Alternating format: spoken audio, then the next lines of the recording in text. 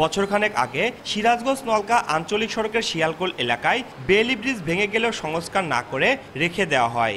কদিন পরে সেই ব্রিজ থেকে পড়ে মারা যায় এক ব্যক্তি। ভেঙে যাওয়া ক্ষতিগ্রস্ত সেই ব্রিজটি এখনও ওইভাবে ফেলে রাখা হয়েছে।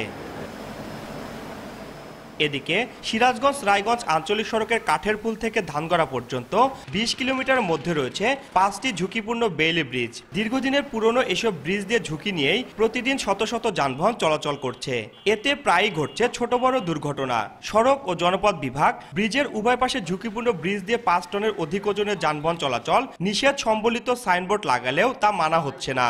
এই ব্রিজটা ১০ চাকা গাড়ি উঠে ভেঙে যাওয়ার পরে এই ব্রিজটা এইভাবে রয়েছে। সপ্তাহে একটা দুইটা অ্যাক্সিডেন্ট হয়, এরকম মনে করেন যে সমস্যা। ঢালাই ব্রিজ ছেড়ে দিলে আমার পাবলিক রক্ষে ভালো, গাড়ি রক্ষে ভালো। ভিড় পড়ে যায় গাড়ির, একটা গাড়ি বড় গাড়ি পার হওয়ার সময় আমরা পার হতে পারি না। সড়ক ও জনপথ বিভাগ বলছে দ্রুত ঝুঁকিপূর্ণ ব্রিজগুলো অপসারণ করে একই স্থানে নতুন সেতু নির্মাণ করা হবে।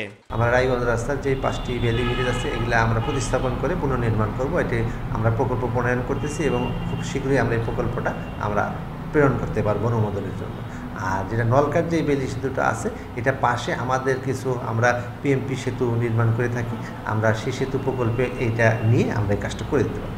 সিরাজগঞ্জের ৯টি উপজেলায় এখনও ১২টি বেইলি ব্রিজ রয়েছে, যার মধ্যে ২টি বেইলি ব্রিজ অপসারণ করে নতুন ব্রিজ নির্মাণের প্রকল্প চলমান রয়েছে বলে জানিয়েছে সড়ক ও জনপথ বিভাগ।